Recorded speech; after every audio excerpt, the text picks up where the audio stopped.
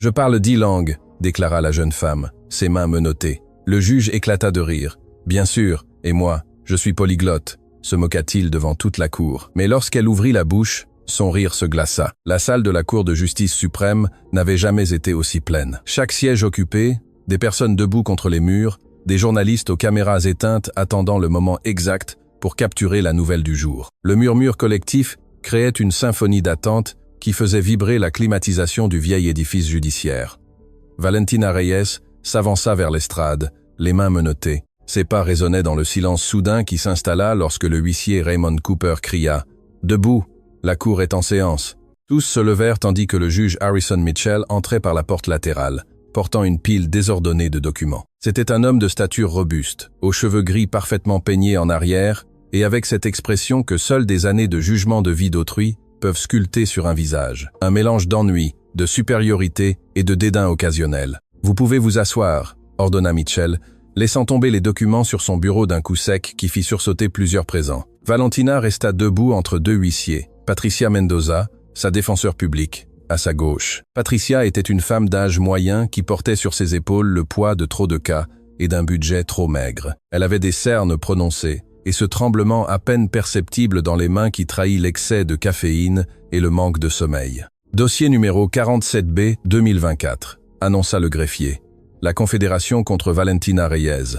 Accusation, fraude électronique, usurpation d'identité et escroquerie aggravée. Le murmure revint dans la salle comme une vague. Valentina sentit des centaines d'yeux se planter dans son dos, la jugeant avant même que la moindre preuve ne soit présentée. Elle connaissait cette sensation, elle l'avait ressentie toute sa vie. Le procureur Thomas Bradford se leva d'un geste théâtral, ajustant sa cravate comme un acteur à la première d'une pièce. C'était un homme mince, aux traits affûtés, qui parlait avec cet accent de classe supérieure qui établit immédiatement des hiérarchies dans n'importe quelle pièce. « Votre honneur », commença Bradford d'une voix résonnante. « Nous avons devant nous une jeune femme qui a perpétré l'une des fraudes les plus élaborées que cette cour ait jamais vues. Pendant des mois, Mademoiselle Reyes s'est fait passer pour une traductrice certifiée, offrant ses services à des entreprises multinationales, des institutions éducatives et même des organismes gouvernementaux. » Il fit une pause dramatique, marchant lentement devant le jury. Elle a exigé des milliers de francs pour des traductions qu'elle aurait réalisées dans 10 langues différentes. 10, votre honneur. Mais la réalité est que cette jeune femme a à peine terminé l'école secondaire et ne possède aucune certification, aucun diplôme, aucune crédentiale qui atteste de sa prétendue capacité linguistique. Bradford se tourna vers Valentina avec un sourire qui se voulait compatissant, mais qui distillait le mépris. Nous comprenons que le besoin économique puisse pousser les gens à prendre de mauvaises décisions, mais la fraude est fraude, quelles que soient les circonstances. Valentina serra les poings sous ses menottes. Chaque mot du procureur était comme un marteau frappant sa dignité, non pas parce qu'ils étaient vrais, mais parce que personne ne semblait intéressé à entendre sa version. Le juge Mitchell feuilletait les documents avec une expression d'ennui, comme si c'était juste un cas de plus sur sa liste interminable de responsabilités judiciaires. Il bâilla sans même se donner la peine de couvrir sa bouche. « A-t-on quelque chose à dire pour la défense avant de continuer ?» demanda-t-il d'un ton monotone, sans même lever les yeux de ses papiers. Patricia Mendoza s'éclaircit la gorge. Ses mains tremblaient tandis qu'elle tenait son carnet de notes usé. « Votre honneur, ma cliente maintient son innocence. Les accusations portées se basent sur des malentendus et un manque de communication avec ses employeurs. Mademoiselle Reyes est disposée à prouver qu'elle possède les capacités qu'elle affirme avoir. Prouver. » Mitchell leva enfin les yeux, ses sourcils se creusant d'un intérêt moqueur. « Et comment comptez-vous prouver que vous parlez 10 langues ? Allez-vous nous chanter une chanson dans chacune d'elles ?» Quelques rires nerveux jaillirent du public. Le juge sourit, satisfait de son propre humour. « Votre honneur, avec tout le respect que je vous dois. » Patricia tenta de continuer, mais Mitchell l'interrompit d'un geste de la main. « Mademoiselle Mendoza, j'ai examiné ce dossier. Votre cliente a 23 ans. Elle a grandi dans un quartier modeste et, selon les registres, elle travaillait comme femme de ménage avant cette prétendue affaire de traduction. » Il regarda directement Valentina. Il n'y a aucune trace d'études supérieures, aucune certification internationale, rien qui suggère que cette jeune femme pourrait parler ne serait-ce que 3 langues, encore moins 10. Ce fut alors que Valentina leva la tête. Ses yeux, qui étaient restés fixés au sol pendant toute l'audience, rencontrèrent directement ceux du juge. Il y avait du feu dans ce regard. Il y avait des années d'humiliation, d'être sous-estimé, d'être invisible. « Permis de parler, votre honneur », dit-elle d'une voix claire et ferme. Mitchell la regarda, surpris. La plupart des accusés restaient silencieux pendant les audiences préliminaires, laissant leurs avocats parler pour eux. Mais il y avait quelque chose dans la façon dont cette jeune femme le regardait qui lui causa un mélange d'irritation et de curiosité. « A-t-elle quelque chose de pertinent à ajouter à l'affaire » demanda-t-il d'un ton sceptique. « Je parle 10 langues. » Valentina prononça chaque mot avec une clarté cristalline, sans une once de doute dans sa voix. « Et je peux le prouver ici même, maintenant, si votre honneur me le permet. » Le silence qui suivit fut si profond qu'on pouvait entendre le bourdonnement des lumières fluorescentes du plafond.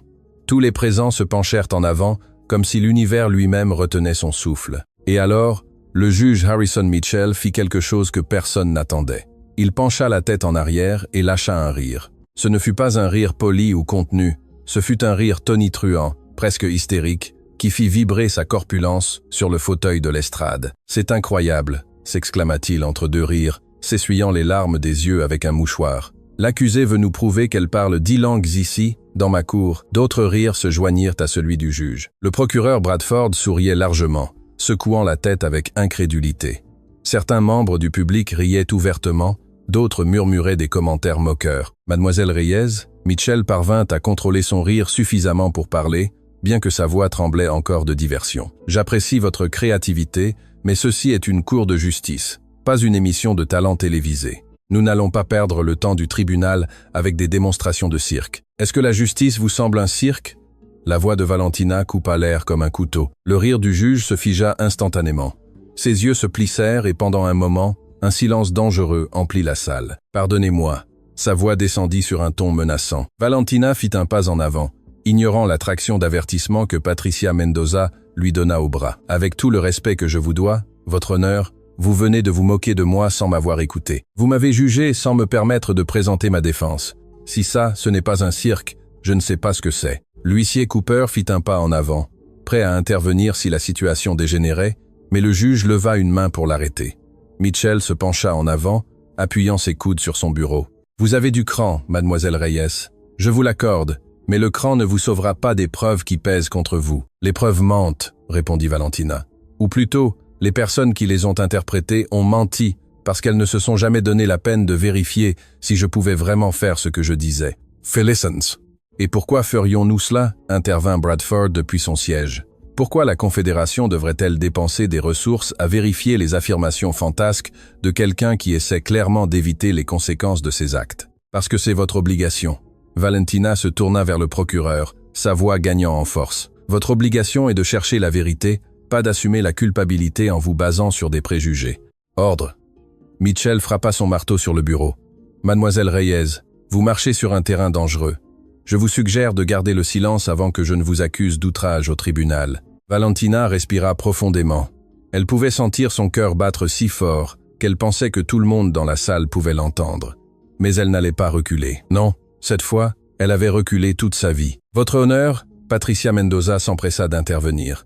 Sa voix était tremblante mais déterminée. « Je demande formellement que ma cliente soit autorisée à démontrer ses capacités linguistiques. Si elle parvient à prouver qu'elle parle les langues qu'elle affirme, cela changerait fondamentalement la nature de ce cas. » Mitchell la regarda avec un mélange d'incrédulité et d'agacement. « Mademoiselle Mendoza, vous suggérez réellement que nous transformions cette cour en un examen de langue ? Je suggère que nous donnions à ma cliente l'opportunité de se défendre correctement. » Patricia répondit, trouvant une réserve de courage qu'elle ne savait pas posséder. « N'est-ce pas ce que représente la justice ?» Le juge se renversa sur sa chaise, qui craqua sous son poids.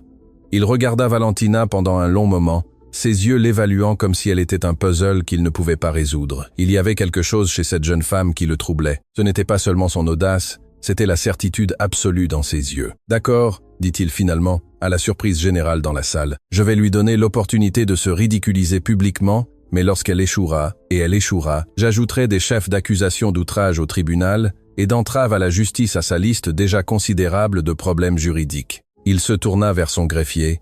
« Contactez le département des langues de l'Université de Genève. J'ai besoin qu'ils envoient 10 professeurs, un spécialiste dans chacune des langues que mademoiselle Reyes prétend parler. » Valentina sentit une décharge électrique la parcourir. Enfin, elle aurait sa chance. Enfin, quelqu'un l'entendrait. Mademoiselle Reyes, Mitchell, la regarda avec ce sourire moqueur qu'il avait perfectionné pendant des décennies. « J'espère que vous savez ce que vous faites, car quand ceci sera terminé, non seulement je vous déclarerai coupable de fraude, mais tout le monde saura exactement quel genre de menteuse vous êtes. Je ne suis pas une menteuse, répondit Valentina d'une voix calme mais ferme. Et quand ceci sera terminé, vous devrez vous excuser. La salle éclata de murmures scandalisés. Personne, absolument personne, ne parlait ainsi au juge Mitchell. Silence! Le marteau frappa à nouveau. Mitchell regardait Valentina avec un mélange de fureur et de quelque chose qui aurait pu être du respect. Cette audience est reportée jusqu'à ce que les évaluateurs soient présents. Ce sera dans 3 jours. Et croyez-moi, mademoiselle Reyes, ces 3 jours seront les derniers de liberté que vous pourrez apprécier avant longtemps. Alors que les huissiers la raccompagnaient hors de la salle, Valentina ne pouvait s'empêcher de se demander si elle avait commis la plus grande erreur de sa vie ou si elle avait enfin fait le premier pas vers la réhabilitation qu'elle désirait tant. Ce qu'elle ne savait pas, c'est que les jours à venir révéleraient des secrets qui changeraient non seulement son destin, mais celui de tous les présents dans cette salle. Le son métallique des portes qui se refermaient résonna comme le tonnerre dans les oreilles de Valentina. Le centre de détention préventive Nouvelle-Espérance était un bâtiment de 3 étages qui sentait le désinfectant industriel mélangé au désespoir humain. Les murs blancs, écaillés au coin, semblaient absorber toute la lumière naturelle qui tentait d'entrer par les petites fenêtres grillagées. Valentina marchait dans le couloir, flanquée de 2 officiers. Ses menottes avaient été retirées, mais la sensation d'oppression demeurait, désormais invisible, mais plus lourde que n'importe quel métal. D'autres détenus la regardaient depuis leurs cellules, certains avec curiosité, d'autres avec ce regard vide que seul l'enfermement prolongé peut créer. « Cellule 40 7C », annonça l'officier Jessica Thurs.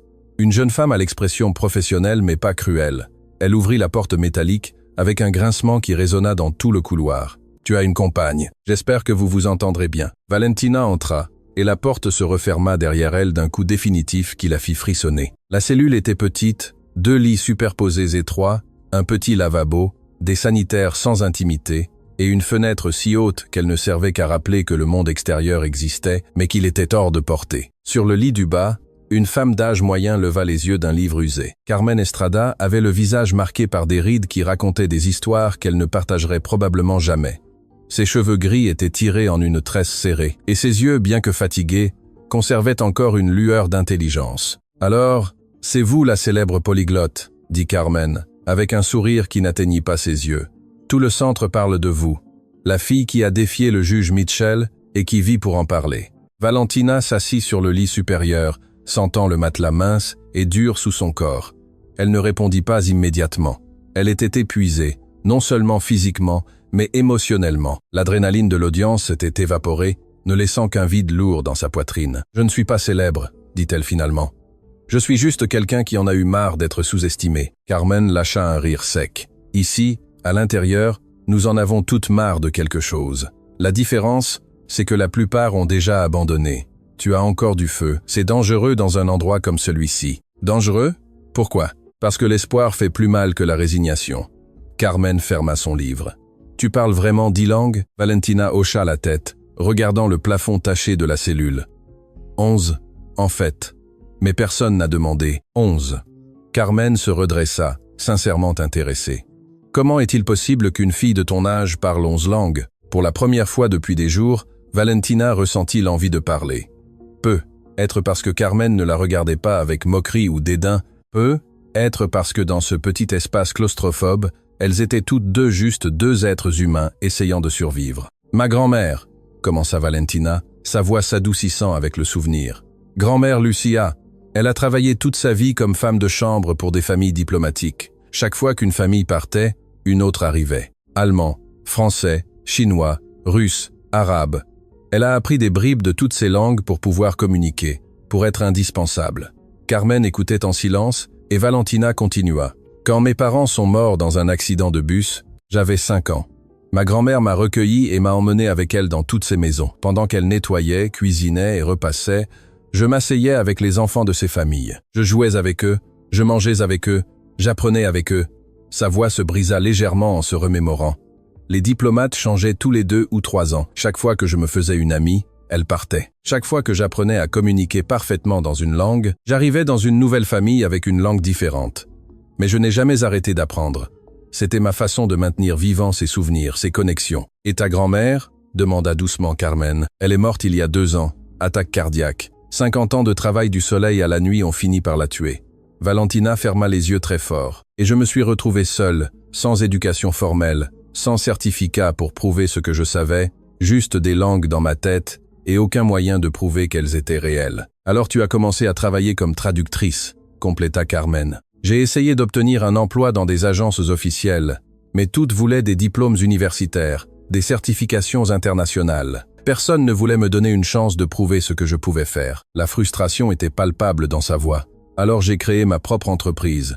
J'offrais mes services sur Internet, je facturais moins cher que les grandes agences, et je faisais un travail impeccable. Alors, pourquoi es-tu ici? Valentina ouvrit les yeux et regarda Carmen directement. Parce que quelqu'un a décidé qu'il était impossible qu'une fille sans diplôme universitaire fasse ce que je faisais. Ils ont signalé mes services comme fraude, sans même vérifier la qualité de mon travail. Et maintenant je suis ici, à attendre de prouver quelque chose que je n'aurais jamais dû avoir à prouver. Le bruit de pas s'approchant interrompit leur conversation. La porte s'ouvrit et l'officier Thor apparut à nouveau. « Reis, tu as une visite ?» Salle de consultation. Valentina descendit du lit superposé, confuse. Elle n'avait appelé personne. Elle n'avait personne à appeler. La salle de consultation était un petit espace divisé par une table métallique. Assise de l'autre côté se trouvait Patricia Mendoza, sa défenseur public. Mais elle n'était pas seule. À ses côtés se trouvait une femme que Valentina ne connaissait pas. Élégante, professionnelle, avec une mallette en cuir sur la table. « Valentina, voici Dr Elena Vasquez. » Patricia fit les présentations. Elle est psychologue judiciaire. Le procureur Bradford a demandé une évaluation psychologique avant la prochaine audience. Valentina sentit un nœud se former dans son estomac. Évaluation psychologique. Pourquoi? C'est une procédure standard dans les cas où l'accusé présente des comportements qui pourraient être considérés comme inhabituels, dit Dr Vasquez d'une voix calme et professionnelle. Votre confrontation avec le juge Mitchell a soulevé quelques drapeaux. Drapeaux. Valentina sentit l'indignation monter. Me défendre est un comportement inhabituel? Il ne s'agit pas de cela. Patricia intervint rapidement. Valentina, écoute. Le procureur essaie de construire un profil qui suggère que tu as des tendances à la fantaisie pathologique. Ils veulent argumenter que tu crois vraiment parler ces langues alors qu'en réalité ce n'est pas le cas. C'est ridicule. Je ne suis pas folle. Personne ne dit que tu l'es. Dr Vasquez maintint son ton neutre. Mais j'ai besoin de faire mon évaluation. Je vais te poser quelques questions et j'ai besoin que tu sois complètement honnête avec moi. Pendant la prochaine heure, Valentina répondit à des questions sur son enfance, sur la mort de ses parents, sur sa vie avec sa grand-mère, sur son apprentissage des langues, sur le sentiment de solitude, sur ses peurs, ses rêves, ses frustrations. Dr Vasquez prenait des notes méticuleuses, son expression impossible à lire. « Une dernière question, dit-elle finalement. Avez-vous jamais eu le sentiment que les gens ne vous comprenaient pas, que vous viviez dans un monde différent de celui des autres ?» Valentina réfléchit soigneusement avant de répondre. « Tous les jours de ma vie, mais pas parce que je suis folle, mais parce que j'ai vécu dans des mondes que la plupart des gens ne connaîtront jamais. J'ai parlé des langues que la plupart n'apprendront jamais. J'ai vu comment les mots peuvent construire des ponts ou ériger des murs. Alors oui, je vis dans un monde différent, mais il est réel. Il est aussi réel que le préjugé qui m'a amené ici. » Le docteur ferma son carnet. « Merci pour votre coopération, Valentina. Je présenterai mon rapport avant l'audience. » Lorsqu'elle partit, Patricia s'approcha de Valentina, son expression inquiète. « Il y a autre chose que tu dois savoir. Le juge Mitchell a contacté l'université de Genève, mais ce n'était pas seulement pour obtenir des évaluateurs. Que veux-tu dire? Il a enquêté sur tes antécédents plus en profondeur. Il a trouvé quelque chose. » Patricia sortit des documents de son sac. « Il y a des années, quand tu avais 17 ans, tu as postulé pour une bourse à l'Académie des langues internationales. Tu t'en souviens ?» Valentina hocha lentement la tête. « On m'a rejeté. Ils ont dit que ma candidature était irréaliste parce que j'affirmais parler trop de langues pour mon âge. » Exact. Et Mitchell utilise cela comme preuve que tu mens sur tes capacités depuis des années. Il argumente que c'est un schéma de comportement frauduleux. La pièce sembla rétrécir autour de Valentina. Chaque fois qu'elle essayait d'avancer, le système la repoussait en arrière. Chaque tentative de prouver sa valeur devenait une autre preuve contre elle. « Y a-t-il autre chose ?» demanda-t-elle, craignant la réponse. Patricia hésita avant de continuer. « Les évaluateurs qui viendront. » Mitchell a spécifiquement demandé les professeurs les plus stricts, connus pour être extrêmement rigoureux. Ils ne viennent pas pour te donner une chance équitable, Valentina. Ils viennent pour te démanteler. Le silence qui suivit fut assourdissant. Valentina pouvait sentir le poids de tout le système judiciaire pesant contre elle, essayant d'écraser cette étincelle d'espoir qui brûlait encore dans sa poitrine. « Combien de temps me reste-t-il » demanda-t-elle finalement. « 2 jours encore. L'audience est après-demain, donc j'ai besoin que tu utilises chaque seconde. » Valentina se leva, sa détermination renouvelée malgré tout. « Patricia, j'ai besoin que tu m'apportes quelque chose. Des livres, du matériel d'étude, dans toutes les langues que tu peux trouver.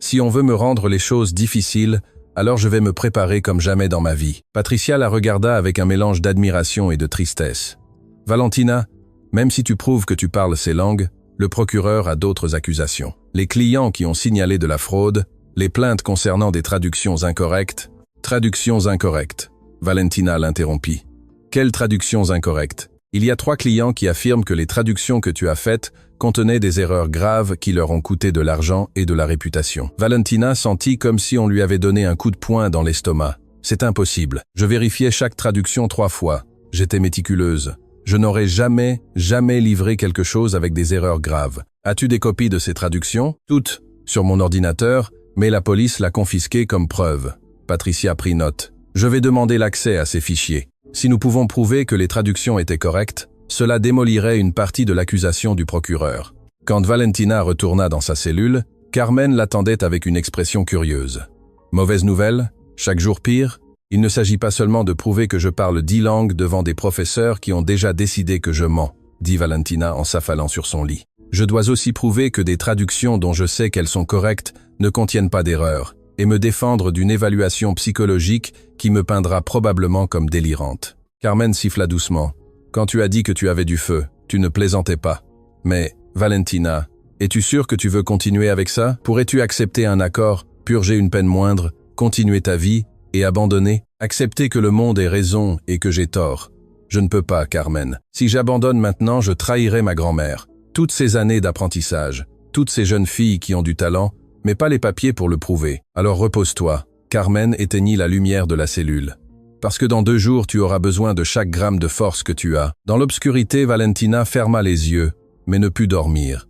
Son esprit repassait du vocabulaire, de la grammaire, des expressions idiomatiques dans chacune des langues qu'elle avait apprises. Mais plus que tout, elle pensait à toutes les fois où elle avait été sous-estimée, ignorée, rejetée. Le monde était sur le point de voir de quoi elle était capable. Elle espérait juste que ce serait suffisant. L'aube atteignit le centre de détention avec ce silence lourd qui n'existe que dans les lieux où la liberté est un lointain souvenir.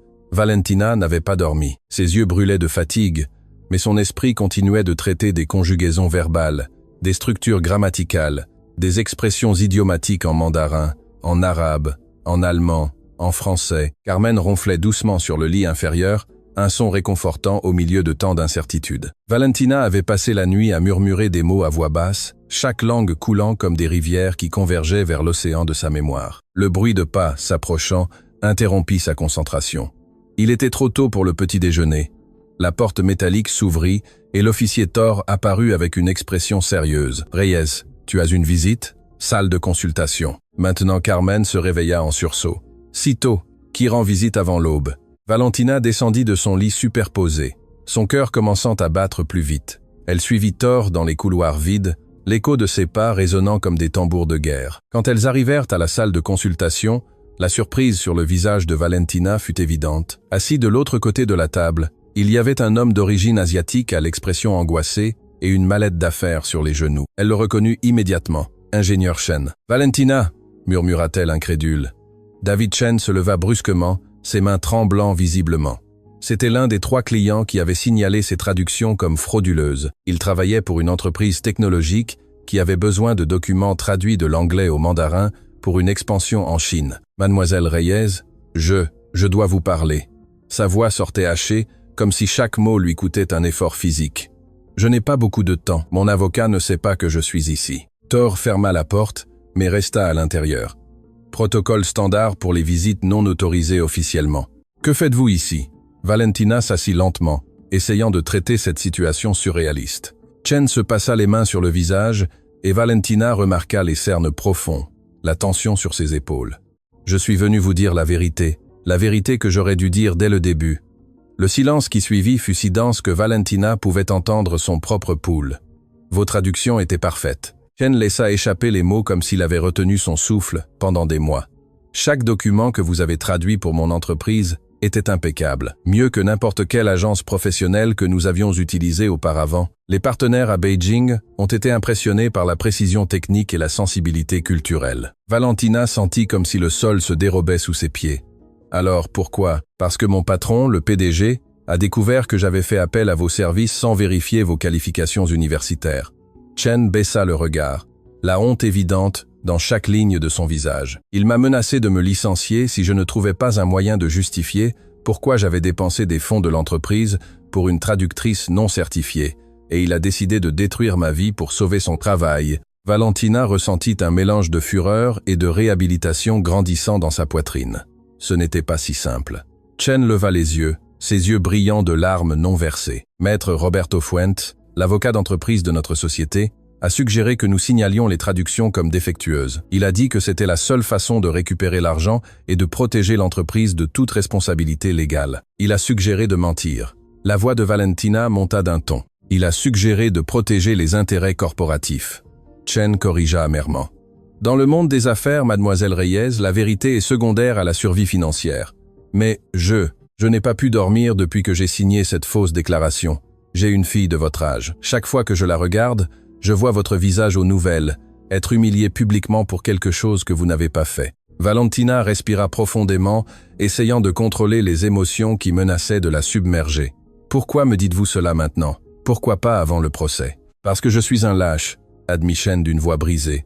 Parce que j'avais besoin de mon travail, de mon salaire, de ma réputation. Mais voir ce qu'on vous a fait, voir le juge Mitchell se moquer de vous à la télévision, c'était trop. Ma femme m'a dit hier soir que je ne pouvais pas continuer à vivre avec un homme sans honneur, et elle avait raison. Il sortit une épaisse enveloppe de sa mallette. Voici tout. Des copies des traductions originales, avec les approbations de nos partenaires à Beijing. Des courriels où ils font spécifiquement l'éloge de votre travail et ma déclaration jurée, admettant que j'ai menti sous pression corporative. Valentina prit l'enveloppe avec des mains tremblantes. Elle était lourde, remplie de pages qui pourraient complètement changer son cas.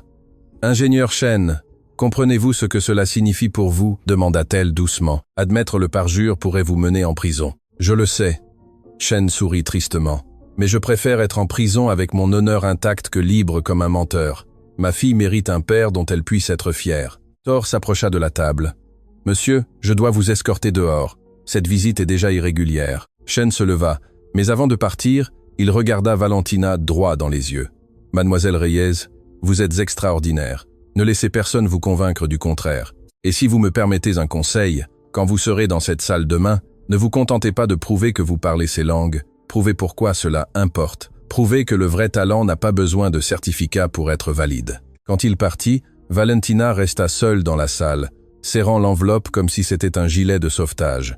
Des larmes qu'elle retenait depuis des jours commencèrent enfin à couler. Ce n'étaient pas des larmes de tristesse, mais de soulagement mélangé à la rage pour tout ce qu'elle avait eu à supporter à cause de mensonges corporatifs. La porte s'ouvrit à nouveau, et Patricia Mendoza entra en courant, les cheveux ébouriffés et une expression de panique maîtrisée. « Valentina, qu'est-ce que c'était ?» Thor m'a appelé disant que David Chen était ici. Qu'est-ce qu'il voulait? Valentina lui tendit l'enveloppe. « Notre salut. » Alors que Patricia parcourait frénétiquement les documents, ses yeux s'agrandissaient plus à chaque page. « C'est incroyable. Avec ça, nous pouvons démolir complètement les accusations de fraude. Nous pouvons prouver que les traductions étaient correctes et que les accusations ont été fabriquées. Mais est-ce que ce sera suffisant ?» demanda Valentina. « Je dois encore prouver que je parle les langues, et le procureur dira probablement que Chen ment maintenant pour m'aider. »« Tu as raison. » Patricia s'assit, son esprit travaillant à toute vitesse. « Nous avons besoin de plus. Nous devons trouver les 2 autres clients qui t'ont accusé. Et comment faisons-nous cela d'ici ?» Patricia sortit son téléphone portable. « Laisse-moi faire, j'ai des contacts. Si Chen a eu une crise de conscience, peut être que les autres aussi. » Pendant les heures qui suivirent, alors que Valentina était raccompagnée dans sa cellule, Patricia travaillait frénétiquement, passant des appels, envoyant des courriels, mobilisant chaque contact de son arsenal juridique. De retour dans la cellule, Carmen observait Valentina avec curiosité. « Quelque chose a changé, » dit-elle simplement. « Tu as une expression différente. L'un de mes accusateurs est venu confesser qu'il avait menti, » dit Valentina, toujours en train de traiter tout. « Il s'avère que mes traductions étaient parfaites. On m'a accusé à tort pour protéger des intérêts corporatifs. » Carmen siffla doucement. Le système se protégeant lui-même, histoire habituelle. Mais cette fois, quelqu'un a eu le courage de dire la vérité. Valentina regarda par la petite fenêtre haute. « Il a tout risqué pour disculper mon nom. Et cela te donne de l'espoir ?» « Cela me donne plus que de l'espoir. Cela me prouve que je ne suis pas folle, que je n'ai pas tort, que le monde a tort à mon sujet. » Un son métallique résonna dans le couloir. « C'était l'heure de la bibliothèque mobile. Un chariot qui passait 2 fois par semaine avec des livres pour les détenus. Une jeune fille poussait le chariot, s'arrêtant à chaque cellule. Quand elle arriva à la cellule 47, Valentina la reconnut. C'était Sofia Morales, une fille d'à peine 19 ans qu'elle avait vue à la cantine. Elle avait des yeux intelligents et cette tristesse particulière de celui qui a vu trop en étant trop jeune. « Y a-t-il un livre dont vous avez besoin ?» demanda Sofia d'une voix douce. « As-tu quelque chose dans des langues étrangères ?» demanda Valentina, pleine d'espoir. Les yeux de Sofia s'illuminèrent. « C'est toi, la fille qui va prouver qu'elle parle 10 langues ?»« 11 en fait. J'ai quelque chose pour toi. » Sofia jeta un regard nerveux de chaque côté du couloir avant de sortir un paquet emballé dans du papier. « Ton avocate m'a demandé de t'apporter ça. Je ne devrais pas, mais bon, je crois aux secondes chances. » Valentina déballa le paquet et trouva 6 livres dans différentes langues. Mandarin, arabe, russe, allemand, français et portugais. Ce n'étaient pas des livres ordinaires, mais des textes techniques juridiques complexes. « Ton avocate a dit que tu devais pratiquer avec ceci, » susurra Sofia. « Les professeurs demain vont essayer de te faire trébucher avec du vocabulaire technique spécialisé. Comment le sais-tu? Parce que l'un d'eux, le professeur André Villarreal, est venu faire une consultation juridique ici il y a quelques jours. Je l'ai entendu parler au directeur de la manière de démasquer une imposture qui prétendait avoir des compétences linguistiques impossibles. » Le sang de Valentina se glaça. A-t-il dit autre chose? Il a dit qu'il avait préparé des textes techniques spécialisés dans chaque langue, du vocabulaire médical, juridique, scientifique, des choses que seule une personne avec des années d'études universitaires formelles pourrait connaître. Carmen se redressa sur son lit. « C'est de la triche. Il prépare un examen conçu pour que tu échoues. Ce n'est pas de la triche si on ne nous a jamais promis d'être juste. » Valentina ouvrit le premier livre, ses yeux parcourant les pages en mandarin. « Mais je peux apprendre. J'ai toujours pu apprendre. Tu as moins de 24 heures, souligna Sofia. Comment vas-tu mémoriser du vocabulaire technique dans 6 langues en un jour? » Valentina la regarda avec cette détermination féroce qui l'avait maintenue en vie toute sa vie. La même façon que j'ai fait tout le reste, sans abandonner. Quand Sofia partit, Carmen observa Valentina ouvrir livre après livre, sa concentration absolue. « Tu sais ce qui est le plus impressionnant chez toi ?» dit Carmen après un long silence. « Ce n'est pas que tu parles des langues, c'est que tu n'acceptes jamais la défaite comme une option. Ma grand-mère avait l'habitude de dire « Le monde te dira 1000 fois que tu ne peux pas.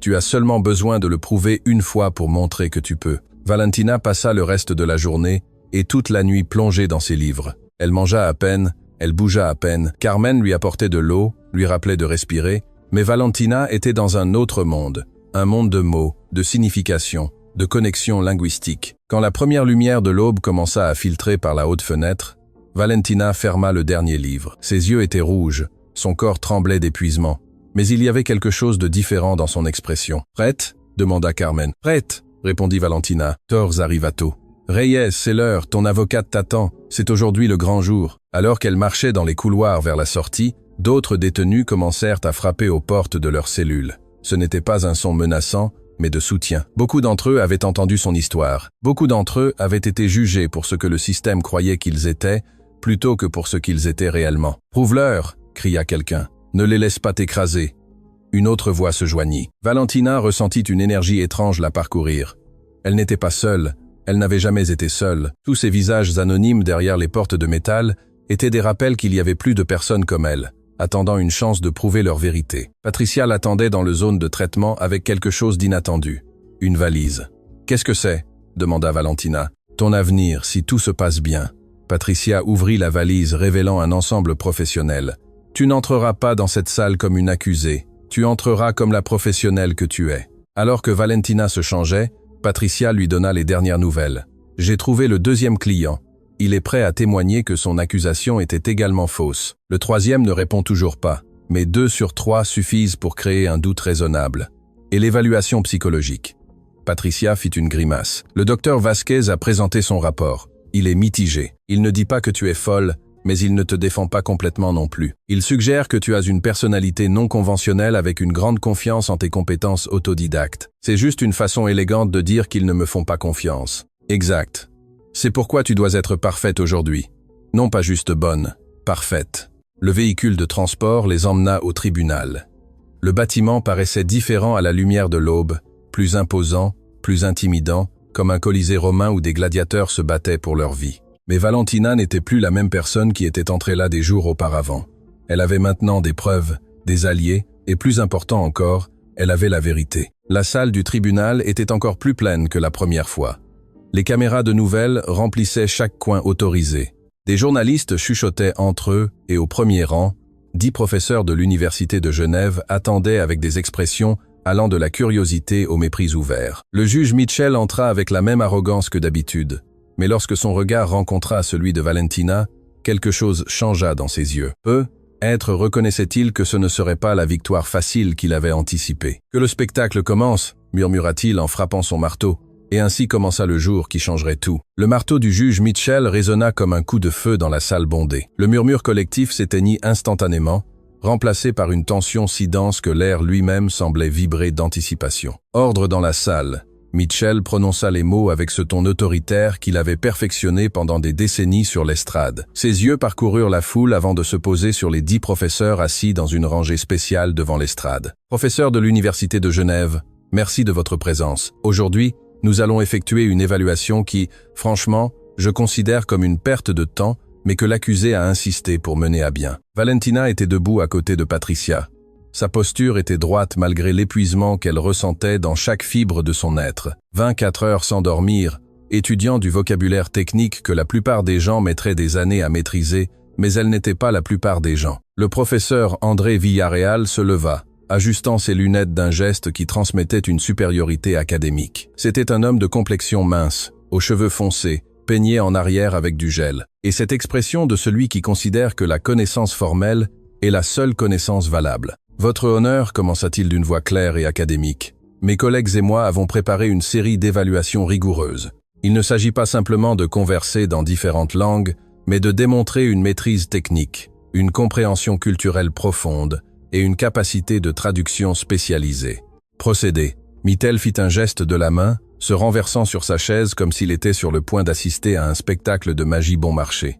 Villarreal ouvrit un épais dossier. « Mademoiselle Reyes, nous commencerons par le mandarin. Professeur Yuki Tanaka, bien qu'elle soit spécialiste du japonais, maîtrise également le mandarin et évaluera cette première section. » Une femme asiatique d'âge moyen se leva. La professeure Tanaka avait une présence sereine, mais son regard était analytique, disséquant Valentina à chaque seconde qui passait. La professeure parla en mandarin avec une fluidité parfaite, demandant à Valentina de lire un texte médical et d'en expliquer ensuite le sens en français. Elle lui tendit un document. Valentina prit le papier. C'était un texte médical complexe sur les procédures cardiovasculaires, rempli de terminologie technique qui ferait transpirer n'importe quel traducteur professionnel. La salle retenait son souffle. Valentina lut le document en silence pendant 30 secondes. Puis, sans hésiter, elle commença à parler en mandarin fluide. Sa prononciation impeccable, ses tons précis. Elle ne se contenta pas de lire le texte, mais l'expliqua, ajoutant un contexte culturel sur la façon dont certains termes médicaux chinois diffèrent en concept des termes occidentaux. Elle passa ensuite au français sans pause, traduisant non seulement les mots mais le sens profond, expliquant les implications médicales avec un niveau de détail qui laissa bouche bée même la professeure Tanaka. La professeure marmonna quelque chose en mandarin à Villarreal, commentant que la prononciation de Valentina était parfaite et impossible pour quelqu'un sans entraînement formel. « Je sais », répondit Valentina dans la même langue, regardant directement Tanaka, puis elle passa au français. « Parce que j'ai appris de la famille Chen, des diplomates qui ont vécu 6 ans à Pékin. Leur jeune fille m'a appris non seulement la langue, mais les chansons, les jeux, les façons de penser. La langue n'est pas seulement des mots, professeur, c'est l'âme. » Un murmure parcourut la salle. Le journaliste Marco Delgado griffonnait frénétiquement dans son carnet. C'était de l'or journalistique. « Prochaine langue », Villarreal dit brusquement, visiblement mal à l'aise avec ce qu'il venait de constater. « Allemand.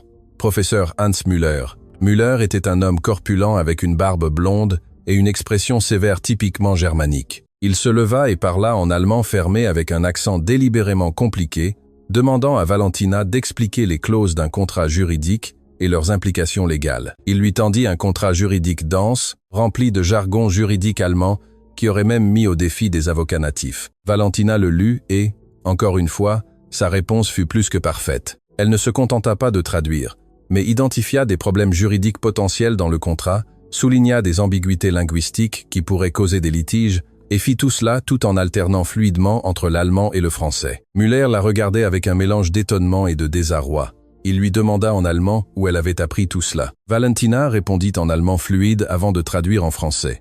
De la famille Schneider. Monsieur Schneider était avocat international. Sa femme me faisait asseoir dans son bureau pendant qu'il travaillait. J'avais 10 ans, et je lisais ses contrats pendant qu'il pensait que je ne faisais que dessiner. J'ai appris que l'allemand juridique est comme un puzzle, où chaque mot a un poids exact. Patricia Mendoza observait avec des larmes dans les yeux. C'était plus que ce qu'elle avait espéré. Valentina ne démontrait pas seulement de la compétence, elle démontrait une maîtrise. Arabe, Villarreal, cracha pratiquement le mot. Professeur Amira Hassan. Hassan était une femme élégante à l'expression intelligente et calculatrice. Elle parla en arabe classique, le type utilisé dans les textes religieux et académiques, délibérément archaïque et complexe. Elle demanda à Valentina de lire un texte religieux et d'en expliquer la profonde signification philosophique. C'était un texte avec des commentaires philosophiques complexes. Valentina ferma les yeux un instant, et quand elle les rouvrit, il y avait quelque chose de différent dans son expression. Elle commença à réciter en arabe, sa voix prenant cette cadence mélodique particulière de la langue bien parlée. Elle ne se contenta pas de traduire le texte, mais expliqua les multiples couches d'interprétation, les références historiques, les débats théologiques que le passage avait suscités pendant des siècles. Elle parla de la façon dont l'arabe classique diffère de l'arabe moderne, de la poésie inhérente à chaque verset. Hassan se leva, visiblement ému. « Comment est-ce possible ? Cela demande des années d'études théologiques. » « Famille Al-Rahman, » répondit doucement Valentina en français. Le père était imam. Il m'a appris que l'arabe n'est pas seulement une langue, c'est une façon de voir l'univers, que chaque mot a une racine, une histoire, une connexion avec d'autres mots. C'est une langue qui respire la poésie. Le juge Mitchell ne se renversait plus sur sa chaise, il était penché en avant. Son expression était passée de la moquerie à quelque chose qui aurait pu être du respect involontaire. Un par un, les professeurs présentèrent leurs défis. Russe avec le professeur Igor Volkov, qui lui demanda de réciter de la littérature classique et d'expliquer un symbolisme littéraire complexe, français avec une terminologie culinaire et œnologique si spécifique que seul un sommelier ou un chef professionnel la connaîtrait. Italien avec l'opéra et la musique. Portugais-brésilien avec des expressions régionales complexes. Japonais avec des systèmes d'écriture multiples. Coréen avec des niveaux de formalité complexes. Chaque fois, Valentina non seulement répondait, mais dépassait les attentes. Et chaque fois, elle ajoutait cette dimension personnelle, cette histoire d'apprentissage qui révélait non seulement des connaissances techniques, mais une compréhension profonde et un amour sincère pour chaque langue. Quand le professeur Volkov lui demanda d'expliquer un passage de la littérature russe classique, Valentina ne se contenta pas de traduire les mots, mais captura l'âme mélancolique du texte, expliquant les contextes historiques et émotionnels que seule une personne véritablement immergée dans la culture russe pourrait comprendre. Famille Ivanov, expliqua-t-elle. Monsieur Ivanov était professeur de littérature. Il me lisait Dostoïevski pendant que sa femme préparait du borscht. J'avais 12 ans et je pleurais avec les histoires. Il me disait que si tu ne peux pas ressentir la souffrance russe dans les mots, tu ne lis pas vraiment les maîtres. La professeure qui évaluait le français lui présenta un texte sur les vins avec une terminologie si spécialisée qu'elle semblait conçue pour faire échouer même les traducteurs professionnels. Valentina non seulement identifia chaque variété de raisin, chaque région viticole mentionnée, mais expliqua les subtilités culturelles pour lesquelles certains mots français décrivant le vin n'ont pas de traduction exacte en français. Monsieur Dubois était sommelier, expliqua-t-elle avec un sourire nostalgique. Il me laissait sentir les vins pendant qu'il travaillait. Il disait que le français du vin est de la poésie liquide. Chaque mot évoque la terre, le soleil, le temps. Il ne se traduit pas, il se ressent. Mais vint alors le moment qui allait tout changer.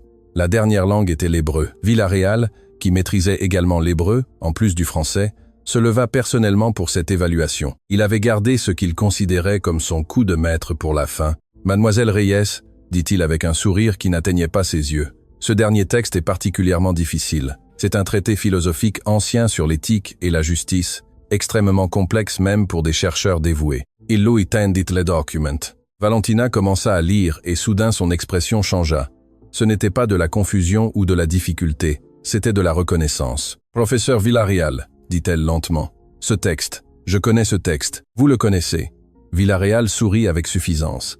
« Je doute fort que vous ayez eu accès à des manuscrits philosophiques hébraïques anciens. »« Non, le manuscrit, » dit Valentina en se tournant vers Villarreal, sa voix gagnant en force. « C'est moi qui l'ai fait. » Elle désigna le document. « Il y a 6 ans, quand j'avais 17 ans, je travaillais dans un service de traduction en ligne sous pseudonyme. Un client anonyme a demandé la traduction de ce traité philosophique de l'hébreu ancien vers le français moderne. Il a bien payé, mais a demandé l'anonymat complet. Je suis passé 3 semaines à travailler sur cela, à rechercher chaque mot, chaque concept.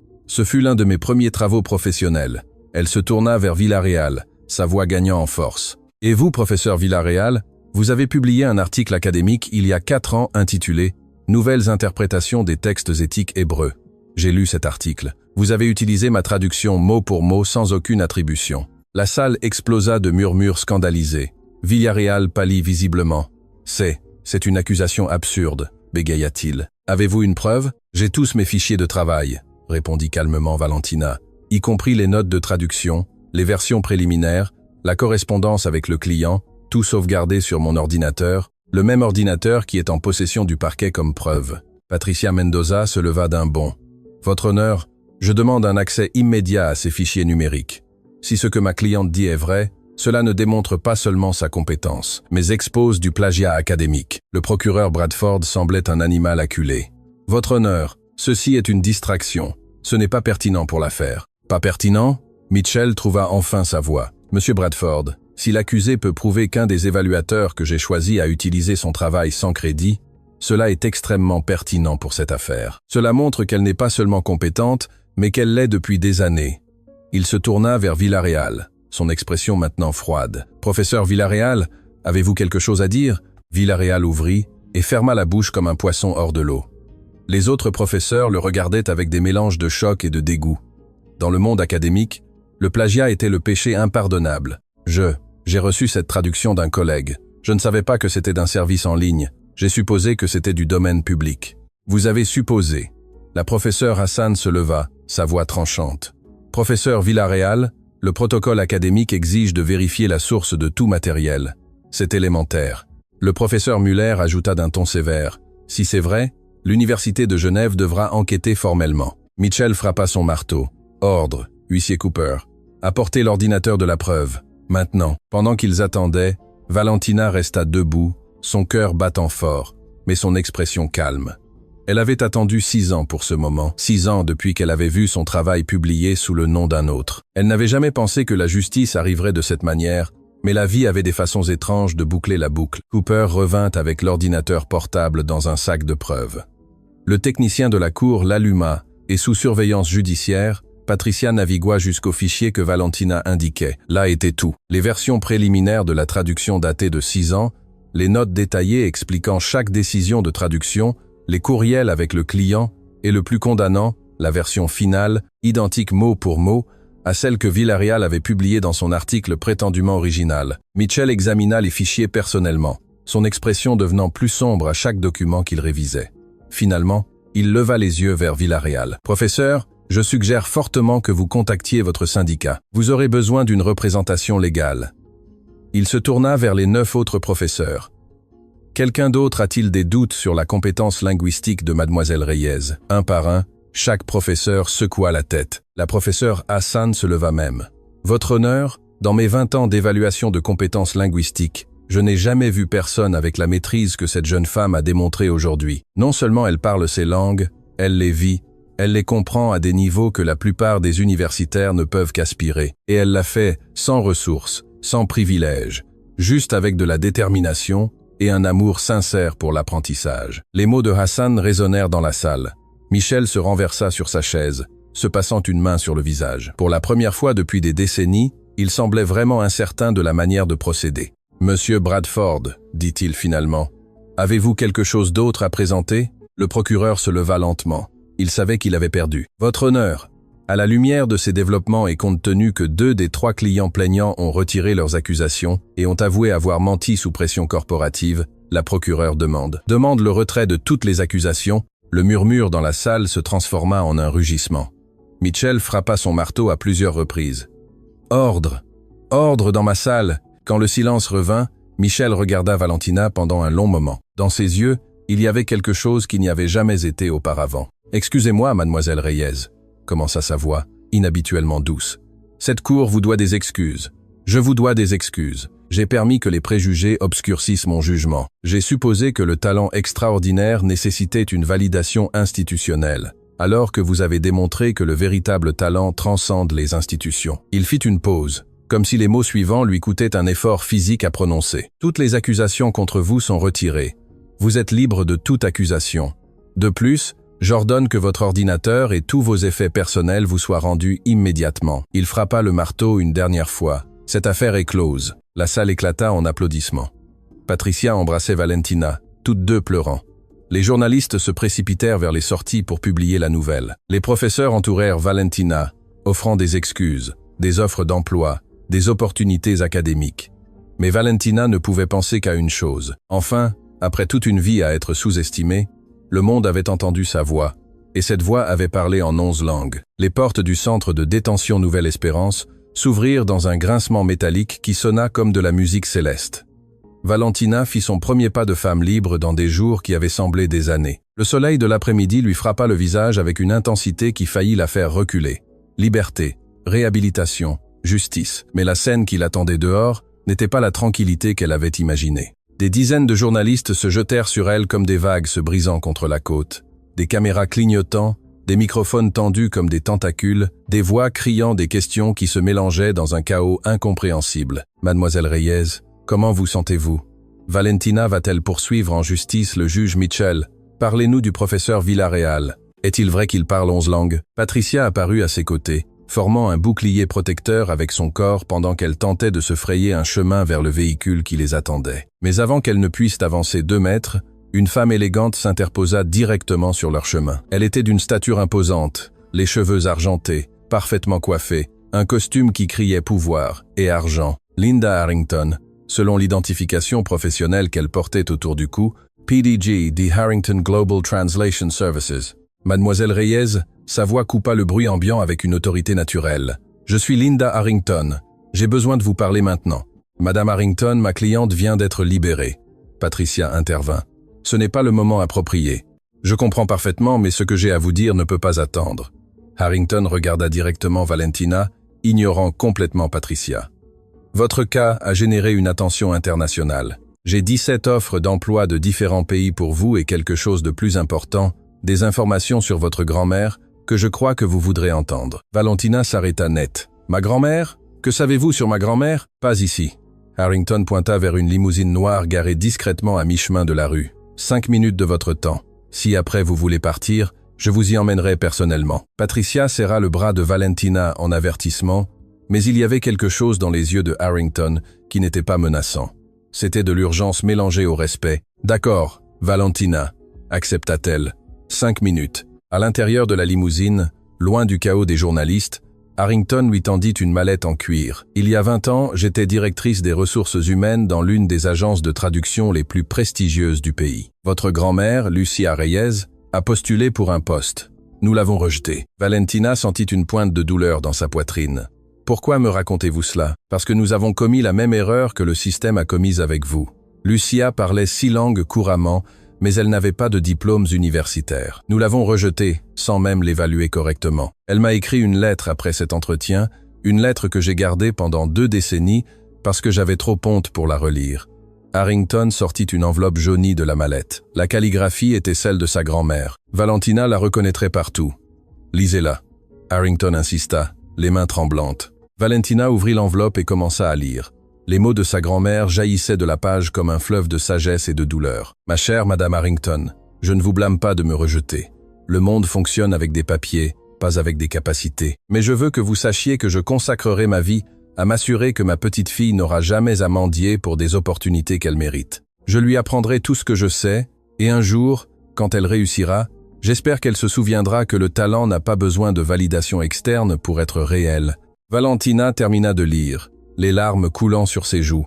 Sa grand-mère avait toujours su, avait toujours prévu de la préparer pour un monde qui les rejetterait toutes les deux. « Quand j'ai vu votre cas aux informations, » continua Harrington d'une voix douce, « j'ai immédiatement su qui vous étiez, la petite fille de Lucia, l'enfant dont elle m'a parlé dans cette lettre, et j'ai réalisé que j'avais l'opportunité de corriger une erreur que j'ai commise il y a 2 décennies. « Que voulez-vous de moi ?» demanda Valentina directement. « Je veux vous embaucher, non pas comme traductrice ordinaire, mais comme directrice du talent non conventionnel. Votre travail sera d'identifier et de recruter des personnes comme vous, des personnes aux compétences extraordinaires, mais sans qualification traditionnelle, des personnes que le système ignore. » L'offre était tentante, presque trop belle pour être vraie, mais quelque chose dans l'expression de Harrington disait à Valentina qu'il y avait plus. « Qu'y a-t-il d'autre » pressa-t-elle. Harrington sourit légèrement. « Vous êtes perspicace, Bien, il y a autre chose.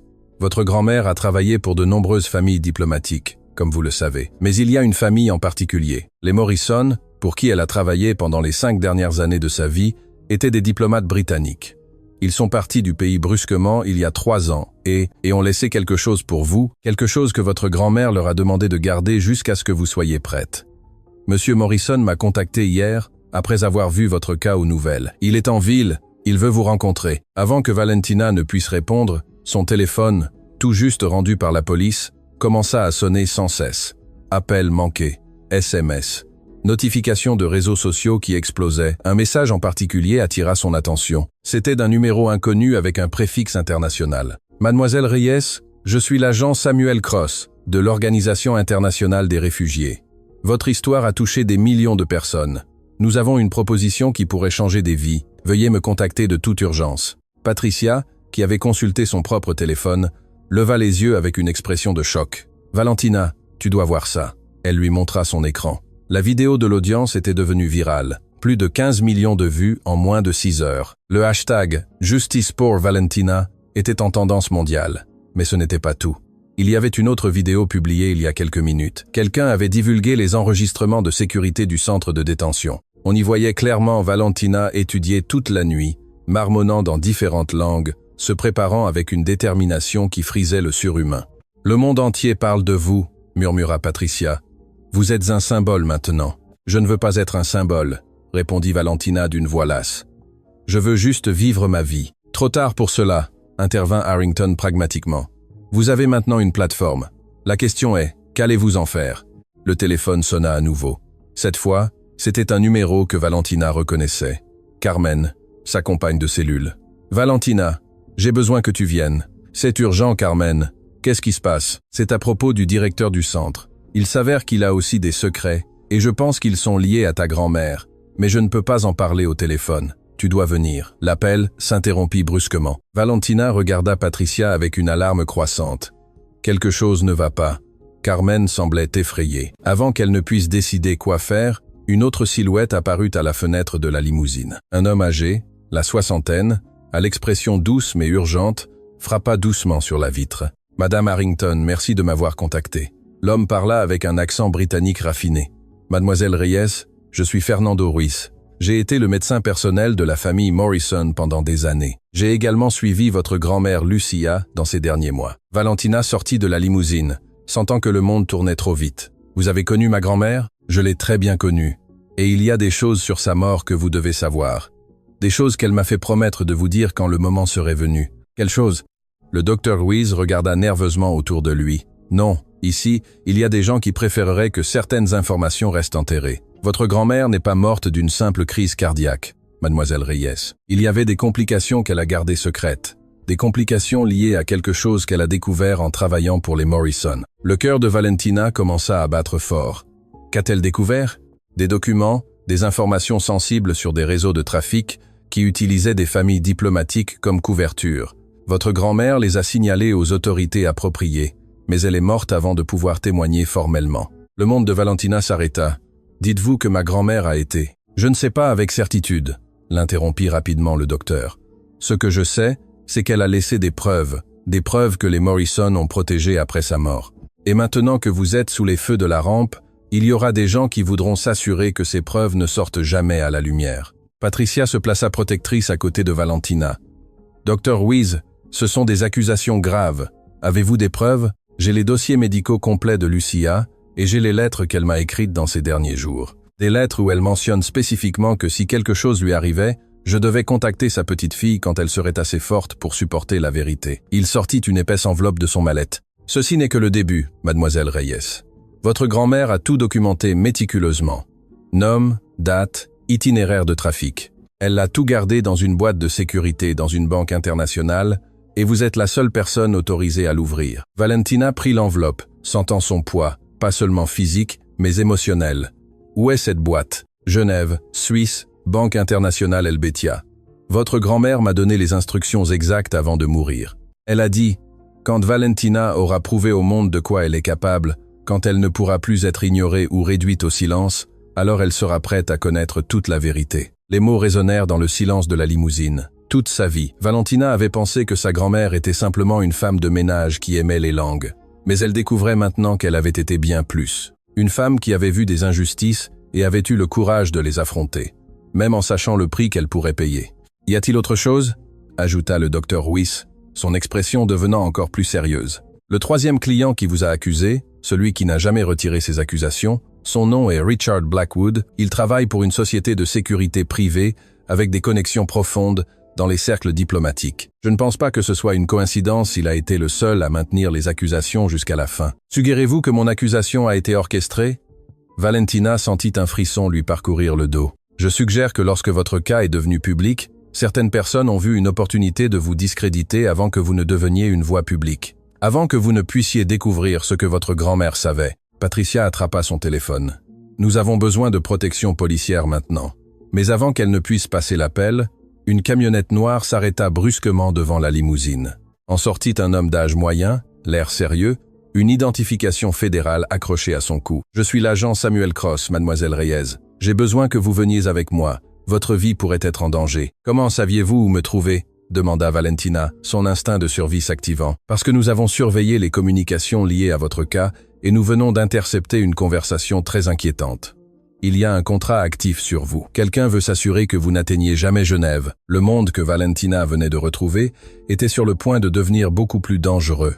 Et les réponses qu'elle cherchait étaient à des milliers de kilomètres de là, dans une boîte de sécurité qui contenait des secrets que quelqu'un était prêt à tuer pour protéger. La décision fut instantanée. Valentina regarda l'agent Cross droit dans les yeux. « Je n'irai nulle part avant d'avoir parlé à Carmen. Elle a besoin de moi. Mademoiselle Reyes, vous ne comprenez pas la gravité. » insista Cross. « Il y a des gens dangereux qui vous cherchent en ce moment, et il y a une amie qui a tout risqué pour m'aider quand personne d'autre ne le ferait. » Valentina répondit fermement. « Je ne l'abandonnerai pas maintenant. » Patricia toucha son bras. « Valentina, être que tu devrais écouter les gens. J'irai avec toi. » Le docteur Ruiz intervint de manière inattendue. « S'il y a un lien entre le directeur du centre et ce que ta grand-mère a découvert, tu dois le savoir, et je peux aider à te protéger. » Harrington ferma son téléphone. « J'ai des contacts dans la sécurité privée.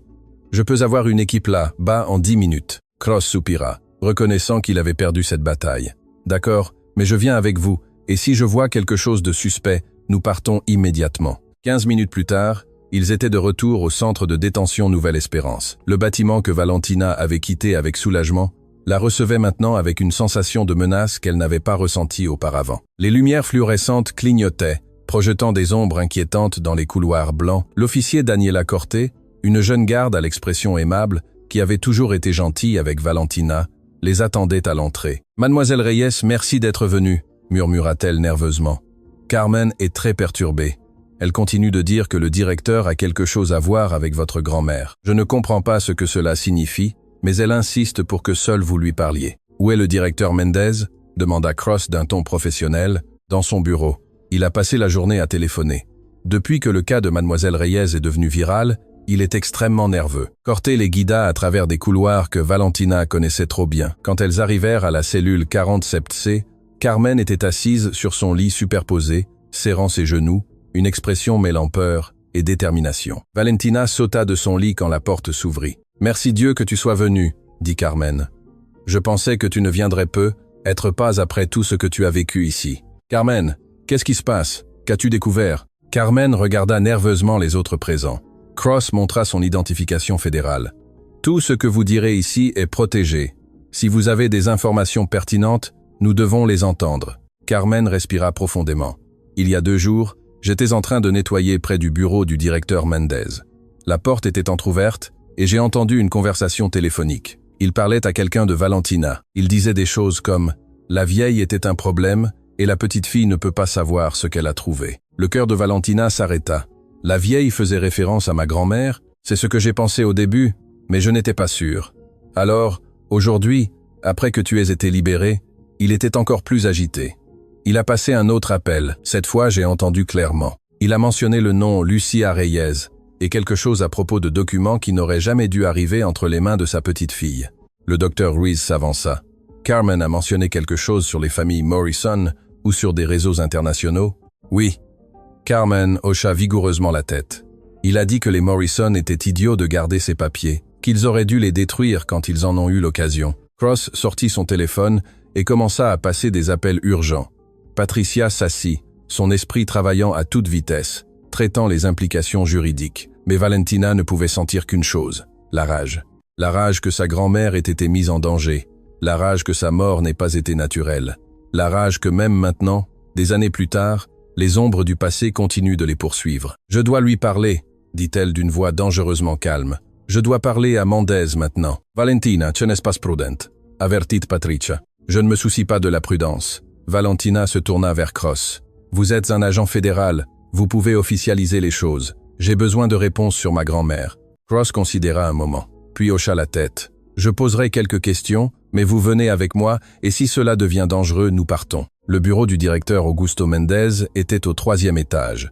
C'était un homme de corpulence épaisse, avec des cheveux clairsemés et ce type de nervosité que seule la culpabilité peut générer. Quand Cross entra, montrant son identification fédérale, la couleur quitta son visage. « Directeur Mendez, j'ai quelques questions concernant Lucia Reyes. » Sa voix tremblait légèrement. Le directeur cligna des yeux à plusieurs reprises. « Lucia Reyes? Je ne connais personne avec ce nom. » Menteur. Valentina entra dans le bureau ignorant la tentative de Cross de l'arrêter. « Ma grand-mère travaillait en nettoyant ce centre pendant sa dernière année de vie. Vous la connaissiez, et apparemment, vous saviez aussi ce qu'elle avait découvert. » Mendez se leva brusquement. « Mademoiselle, je ne sais pas de quoi vous parlez. Alors, laissez-moi vous rafraîchir la mémoire. » Cross sortit son enregistreur. « J'ai des témoins qui vous ont entendu parler de la vieille et de documents. Voulez-vous m'expliquer cela ?» Le directeur commença à transpirer visiblement. Ses yeux volaient entre Cross, Valentina et la porte, comme un animal pris au piège cherchant une issue. Je travaillais juste ici. Je ne savais rien de ce qu'elle faisait à l'extérieur, mais je savais quelque chose. Valentina se pencha au-dessus du bureau. Ma grand-mère est morte il y a 2 ans. Sa mort fut soudaine, opportune, juste avant qu'elle ne puisse témoigner de ce qu'elle avait découvert. « Je n'ai rien à voir avec sa mort », cria Mendez, perdant son calme. « C'était son cœur, les médecins l'ont dit. Alors vous la connaissiez ?» observa froidement Cross. « Il y a un instant, vous avez dit que vous ne connaissiez personne avec ce nom. » Mendez se laissa tomber sur sa chaise, vaincu. « D'accord, j'ai connu Lucia. Elle travaillait ici, à nettoyer, pendant des mois. C'était une bonne femme, silencieuse. Mais un jour, elle est venue me voir avec des informations. Des informations dangereuses. Quelles informations ? » Valentina sentit des larmes menacées de sortir, mais elle les retint avec force de volonté. Elle a dit qu'en travaillant pour les familles diplomatiques, elle avait vu des choses. Des documents sur des personnes déplacées illégalement, des familles utilisées comme couverture pour des opérations criminelles. Elle m'a montré des copies. Elle m'a demandé de l'aider à le signaler aux autorités appropriées. Et vous l'avez fait.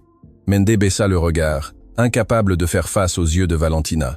Je lui ai dit que je le ferais, mais j'avais peur. Les personnes impliquées étaient puissantes. Elles avaient des connexions. Elles avaient de l'argent. Alors, j'ai signalé ses intentions à quelqu'un d'autre. Le silence qui tomba dans le bureau était plus lourd que n'importe quelle accusation verbale. Vous l'avez trahi. Valentina murmura les mots à peine audibles. Ma grand-mère vous a fait confiance et vous l'avez vendue. Je ne savais pas ce qu'ils allaient faire. Mendez sanglotait maintenant ouvertement. Ils m'ont seulement dit de la surveiller, de m'assurer qu'elle ne causerait pas de problème. Je n'ai jamais pensé que vous la tueriez. Ensaut, je ne sais pas si c'est ce qu'ils ont fait. Cross parlait déjà au téléphone, demandant des équipes médico-légales, des mandats d'arrêt, des enquêtes complètes, mais Valentina pouvait à peine entendre autre chose que le rugissement du sang dans ses oreilles. Le docteur Ruiz posa une main douce sur son épaule. « Valentina, y a-t-il autre chose que tu doives savoir ? Quelque chose que ta grand-mère m'a donné avant de mourir ?» De sa mallette, il sortit une petite enveloppe usée par le temps. « Elle m'a demandé de te la donner quand tu serais prête. Je pense que c'est le moment. » Avec des mains tremblantes, Valentina ouvrit l'enveloppe. À l'intérieur, il y avait une lettre écrite dans la calligraphie de sa grand-mère. La même calligraphie qu'elle avait vue dans des livres de cuisine, des listes de courses, des messages d'amour maternel. « Ma chère Valentina », commençait-elle, « si tu lis ceci, cela signifie que je ne suis plus avec toi. Cela signifie que le docteur Ruiz a tenu sa promesse. Et cela signifie que tu es enfin assez forte pour connaître toute la vérité. Pendant toute ta vie, je t'ai enseigné les langues. Je t'ai appris que les mots ont du pouvoir, que la communication construit des ponts, que comprendre les autres, c'est comprendre le monde. Mais je ne t'ai jamais dit pourquoi c'était si important pour moi que tu apprennes. Quand j'étais jeune, j'ai été témoin d'injustices que je ne pouvais pas arrêter. J'ai vu des gens exploités, des familles séparées, des innocents blessés, et je ne pouvais rien faire parce que je n'avais pas de pouvoir, pas de voix, pas de moyen d'être entendu. Mais toi, mon amour, Toi, tu as quelque chose que je n'ai jamais eu. Tu as le don des langues. Tu peux parler pour ceux qui n'ont pas de voix. Tu peux traduire non seulement des mots, mais des injustices en justice, le silence en vérité. Les documents que j'ai laissés à Genève ne sont pas seulement des preuves de crime. Ce sont les voix de personnes qui ont besoin d'être entendues. Et tu es la seule qui puisse leur donner cette voix. Je sais que le chemin sera difficile. Je sais qu'il y aura des gens qui essaieront de te réduire au silence, comme ils ont essayé de me réduire au silence. Mais je sais aussi que tu es plus forte que je ne l'ai jamais été. Parce que tu as non seulement la connaissance, mais le courage.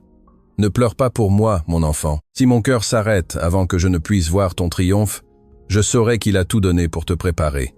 Et cela suffit. Chaque langue que je t'ai enseignée, chaque histoire que j'ai partagée, chaque moment que nous avons passé ensemble, c'était pour te préparer à ce moment, à quand le monde t'entendrait enfin. Maintenant, va à Genève, ouvre cette boîte, raconte ces histoires, donne une voix aux silencieux, et quand tu le feras, tu sauras que ta grand-mère est fière, non pas parce que tu parles 10 langues ou 20, mais parce que tu as choisi d'utiliser ton don pour quelque chose de plus grand que toi-même.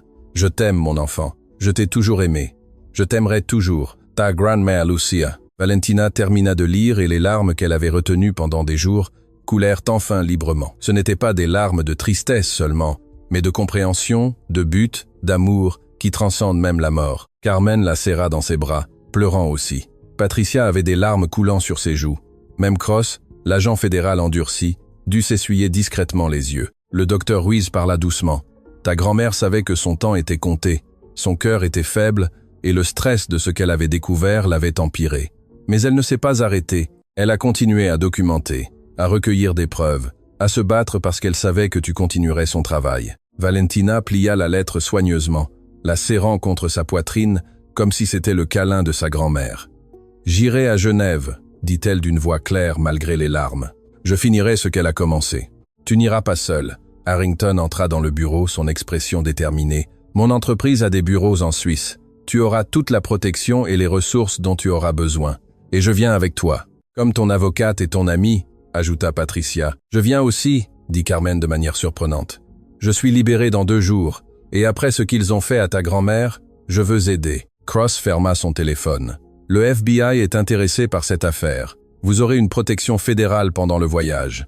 Et Mendez se tourna vers le directeur tremblant. Il est arrêté pour obstruction à la justice et conspiration. Alors que Mendez était escorté hors de son bureau menotté, Valentina ressentit quelque chose changer en elle. Elle n'était plus seulement une jeune femme essayant de prouver sa valeur. Elle était l'héritière d'un héritage de courage et de justice. Sa grand-mère avait semé des graines d'espoir sous forme de langue. Maintenant, ces graines avaient grandi pour quelque chose de plus puissant, une voix qui ne pouvait être réduite au silence. À ce moment-là, le téléphone de Harrington sonna. Elle décrocha brièvement, son expression devenant sérieuse. « C'est Madame Morrison. Elle est en ville. Elle dit qu'elle a quelque chose d'autre que ta grand-mère lui a laissé, quelque chose qu'elle n'a même pas confié à la banque. Elle veut te rencontrer ce soir. » Valentina hocha la tête. Chaque révélation la rapprochait de la compréhension complète de qui avait été sa grand-mère et de ce qu'elle avait sacrifié. « Alors allons-y, » dit-elle. « Il n'y a plus de temps à perdre parce qu'en quelque part, dans une boîte de sécurité à Genève, attendaient des vérités qui changeraient des vies, et Valentina Reyes était prête à leur donner une voix. L'hôtel où séjournait Madame Margaret Morrison était de ces endroits qui murmuraient des histoires de vie vécues avec élégance et but. Valentina, accompagnée de Patricia, du docteur, Ruiz et de Harrington, fut accueillie dans une suite avec vue sur la ville illuminée. Margaret Morrison était une femme aux cheveux argentés parfaitement coiffés, des yeux bleus qui avaient vu trop de monde, et cette dignité qui ne vient que d'une vie dédiée à servir quelque chose de plus grand que soi. Quand elle vit Valentina, ses yeux se remplirent de larmes. « Tu es exactement comme elle l'avait dit », Margaret murmura, prenant les mains de Valentina entre les siennes. « Lucia parlait de toi tous les jours. Elle disait que tu étais son chef-d'œuvre, son héritage vivant. Madame Morrison, que savez-vous sur ma grand-mère » Margaret les invita à s'asseoir. Ses mains tremblaient légèrement en se préparant. « Ta grand-mère Lucia a travaillé pour ma famille pendant 5 ans. Ce n'était pas seulement notre employée, elle faisait partie de notre famille. Mon mari était ambassadeur britannique et Lucia nous accompagnait dans chaque destination. Mais ce que personne ne savait, c'est que Lucia avait un don spécial. Quel don? Elle pouvait lire les gens, comprendre leurs intentions, et sa connaissance des langues lui permettait d'entendre des conversations que d'autres pensaient privées. Margaret fit une pause, ses yeux distants de souvenirs. Une nuit, lors d'une réception diplomatique dans notre maison, Lucia servait quand elle entendit une conversation en russe entre 2 diplomates. Il discutait d'un réseau qui utilisait des familles diplomatiques comme couverture pour déplacer des personnes contre leur volonté. Le silence dans la pièce était absolu. Lucia est venue me voir cette nuit-là, tremblante. Elle m'a tout raconté. Mon mari et moi étions horrifiés. Il voulait le signaler immédiatement, mais Lucia insista pour recueillir plus de preuves d'abord. Pendant des mois, elle a tout documenté méticuleusement. Nom, date, itinéraire. Elle utilisait sa position invisible pour être présente lors de réunions où personne ne pensait qu'elle comprenait ce qu'il disait. Et pourquoi ne l'avez-vous pas signalé quand vous avez eu suffisamment de preuves? Margaret se leva et alla vers une petite malle sur la table. Parce que nous avons découvert que le réseau avait des connexions à haut niveau dans plusieurs gouvernements. Nous ne savions pas en qui avoir confiance. Puis, mon mari est mort. Attaque cardiaque soudaine lors d'une réunion diplomatique. Sa voix se brisa. Officiellement, c'était son cœur, mais je me suis toujours demandé. Juste avant de mourir, il avait dit qu'il était prêt à tout exposer, quelles que soient les conséquences. Lucia avait peur après cela, continua Margaret. Peur que la même chose lui arrive, mais pas peur pour elle. Peur de te laisser seule, Valentina. Alors elle m'a donné ceci. Elle ouvrit la malle et en sortit un petit disque dur externe et une épaisse enveloppe. Voici tout. Enregistrements audio de réunions diplomatiques où ces opérations ont été discutées, photographies, documents originaux, et le plus important, des témoignages de victimes que Lucia a rencontrées et aidées en secret pendant des années. Valentina prit le disque avec des mains tremblantes. Il était petit, mais il contenait le poids de vies entières. Y a-t-il autre chose? Margaret ajouta doucement. La boîte à Genève contient les preuves documentaires. Mais ceci, elle désigna le disque, contient les voix, les histoires réelles de personnes qui ont été réduites au silence. Lucia les a enregistrées avec leur permission dans leur propre langue. Elle savait que tu serais celle qui finirait par les traduire, qui leur donnerait une voix au monde. Cette nuit-là, Valentina dormit à peine, les écouteurs sur les oreilles, écoutant heure après heure les enregistrements. Des voix en mandarin, en arabe, en russe, dans des langues qu'elle connaissait intimement. Des histoires de familles séparées, de promesses brisées, d'espoirs détruits. Et dans chaque enregistrement, à la fin, il y avait la voix de sa grand-mère, sa voix maternelle, promettant que leurs histoires seraient racontées. Quand l'aube se leva, Valentina avait les joues sèches de larmes, mais un feu renouvelé dans son âme.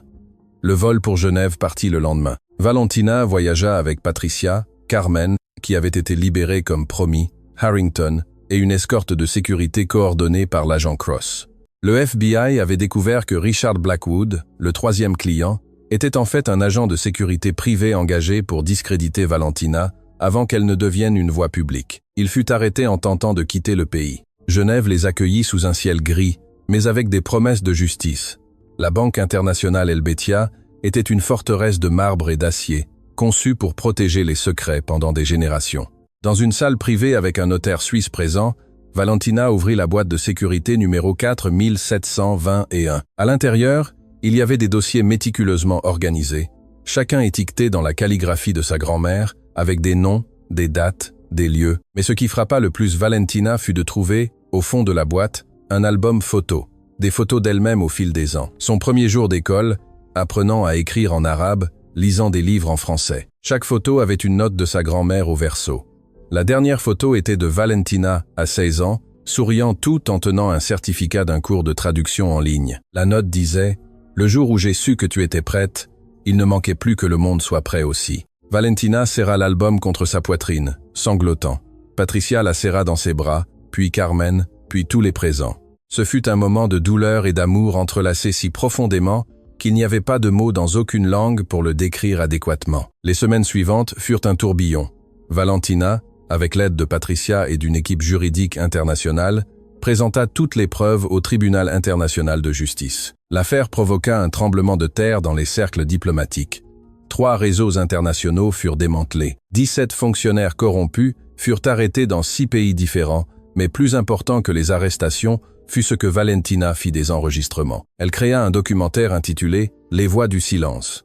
Dans celui-ci, elle traduisit personnellement chaque témoignage, donnant une voix à ceux qui avaient été réduits au silence. Elle ne traduisit pas seulement des mots, elle captura des émotions, des contextes culturels, l'humanité essentielle de chaque histoire. Le documentaire devint viral mondialement. Plus de 100 millions de vues en première semaine. Les gouvernements furent obligés de réagir. Les politiques changèrent.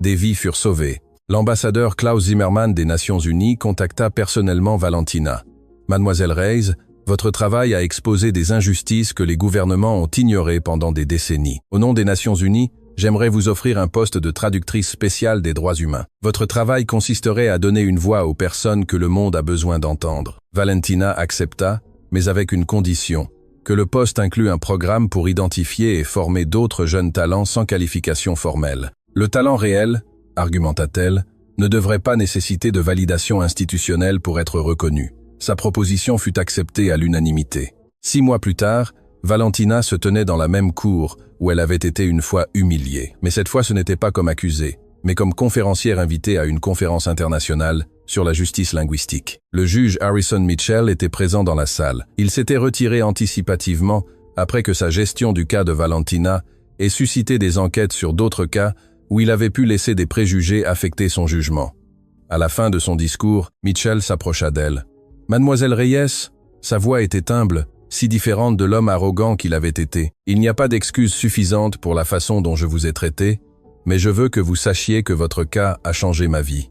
Il m'a obligé à affronter des préjugés que je ne savais même pas avoir. Je travaille maintenant avec le système judiciaire pour mettre en œuvre des réformes qui empêcheront d'autres juges de commettre les mêmes erreurs que moi. » « Juge Mitchell, » répondit Valentina, « le pardon n'efface pas le mal, mais il ouvre des voies vers quelque chose de meilleur. Votre reconnaissance signifie plus que vos excuses, car elle démontre que les gens peuvent changer, apprendre, grandir. » Ils se serrèrent la main et dans ce geste, il y avait de la guérison, pas seulement pour eux, mais comme symbole de ce que le système judiciaire pourrait devenir. Carmen avait reconstruit sa vie avec l'aide de Harrington. Elle travaillait maintenant à coordonner des programmes de réhabilitation pour les personnes injustement emprisonnées. « Tu m'as donné de l'espoir quand je n'en avais pas », lui dit-elle. « Maintenant, je veux donner ce même espoir aux autres. » Patricia Mendoza reçut une reconnaissance nationale en tant que défenseur public de l'année. Mais ce qui l'enorgueillissait le plus n'était pas les prix, mais les lettres qu'elle recevait de clients reconnaissants, inspirés par sa défense passionnée de Valentina. Le professeur Villarreal démissionna de son poste après qu'une enquête universitaire ait confirmé de multiples cas de plagiat. Sa chute servit d'avertissement à d'autres universitaires sur l'importance de l'intégrité. David Chen, l'ingénieur qui avait eu le courage de confesser en premier, fonda une organisation dédiée à soutenir les talents non conventionnels. « Valentina m'a appris que l'honneur vaut plus que l'argent ou la position », expliqua-t-il dans une interview. Sofia, la jeune fille du centre de détention qui avait risqué son travail pour aider Valentina, reçut une bourse complète pour étudier le travail social, parrainée par le programme que Valentina avait établi. 1 an après le jour où Valentina avait été arrêtée, elle se tenait devant le cimetière où sa grand-mère était enterrée. Elle avait voyagé de Genève spécifiquement pour ce moment. Elle déposa des fleurs fraîches sur la tombe et s'agenouilla. « Grand-mère, » dit-elle doucement, « j'ai terminé ce que tu as commencé.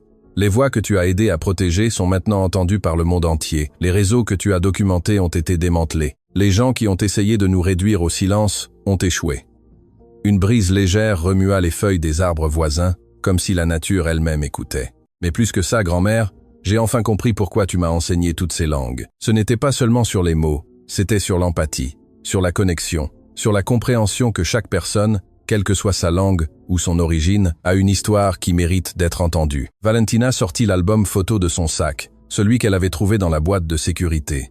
Elle l'ouvrit sur la dernière page où elle avait collé une nouvelle photo. C'était d'elle-même, debout devant les Nations Unies, entourée de personnes de tous les coins du monde, de personnes dont les histoires elle avait traduites, dont les voix elle avait amplifiées. « Regarde, grand-mère, c'est ce que nous avons construit ensemble. Ton sacrifice n'a pas été vain. Ton héritage vit en chaque personne qui a maintenant une voix grâce à ce que tu m'as appris. » Alors que le soleil se couchait, Valentina resta là, ressentant une paix qu'elle n'avait pas ressentie depuis des années. Sa grand-mère avait semé des graines d'espoir sous forme de langue. Ces graines avaient grandi pour devenir un jardin de justice qui continuerait à fleurir bien après qu'elles soient toutes deux parties. Le lendemain, Valentina donna son premier cours dans le programme qu'elle avait créé. 30 jeunes de divers horizons, tous dotés de talents extraordinaires mais sans qualification formelle, la regardaient avec espoir et admiration. « Ma grand-mère avait l'habitude de me dire, » commença Valentina, « que le talent n'a pas besoin de certificat pour être réel. Il a seulement besoin d'opportunités pour briller. Vous êtes ici parce que chacun d'entre vous a un don unique. Mon travail n'est pas de vous enseigner, mais de vous aider à reconnaître le pouvoir que vous possédez déjà en vous. » Une jeune fille au premier rang leva la main. « Mademoiselle Reyes, comment savons-nous que nous sommes suffisamment bons ?» Valentina sourit, se souvenant quand elle s'était posé cette même question. « Pourquoi êtes-vous ici ? Parce que vous avez osé essayer quand le monde vous a dit que vous ne pouviez pas. Cette détermination, ce courage, valent plus que n'importe quel diplôme universitaire. » Les mois se transformèrent en années. Le programme de Valentina grandit, s'étendant à 20 pays.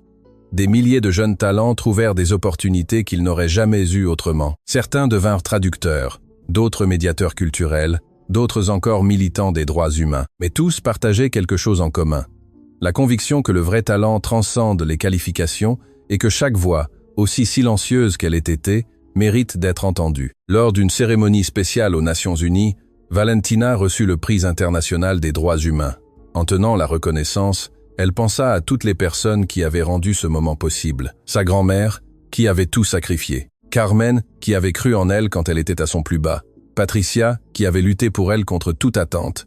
Chen, qui avait trouvé le courage de dire la vérité. Dans son discours d'acceptation, Valentina ne parla pas de ses réalisations, elle parla de sa grand-mère. Lucia Reyes n'a jamais eu de diplôme universitaire, n'a jamais reçu de reconnaissance officielle pour son travail. Mais elle a compris quelque chose que le monde commence à peine à apprendre, que la valeur d'une personne ne se mesure pas en certificat, mais en caractère, pas en qualification, mais en courage. Sa voix se brisa légèrement d'émotion. Ce prix n'est pas à moi, il est à elle.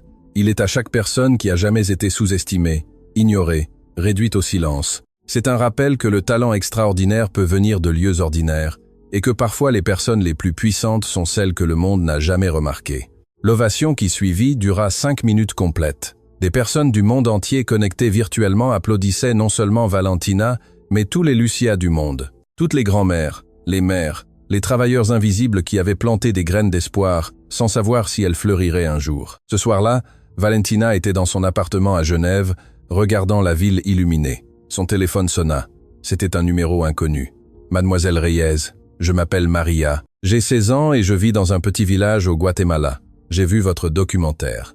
Je parle 5 langues que j'ai apprises de touristes qui visitaient mon village. Tout le monde me dit qu'il est impossible que ce soit vrai sans éducation formelle. Mais vous m'avez donné l'espoir qu'enfin peut être, j'ai aussi un avenir. Je peux postuler à votre programme. » Valentina sourit, les larmes aux yeux. « Bien sûr que tu peux, Maria. Raconte-moi ton histoire. » Et en écoutant l'histoire de Maria, Valentina comprit que c'était là le véritable héritage de sa grand-mère. Non pas les réseaux démantelés ou les prix reçus, mais chaque vie individuelle qui était touchée, chaque talent qui était reconnu, chaque voix qui était enfin entendue. Le cycle continuait, l'espoir se multipliait, et quelque part, Valentina en était sûre, sa grand-mère Lucia souriait. Parce qu'au final, ce n'était jamais une histoire sur les langues ou l'injustice ou les jugements. C'était une histoire d'amour, l'amour d'une grand-mère qui avait préparé sa petite fille à changer le monde. Un amour qui transcendait la mort, le temps et les circonstances. Et cet amour, traduit en 11 langues et 1000 actes de courage, avait illuminé le monde. C'est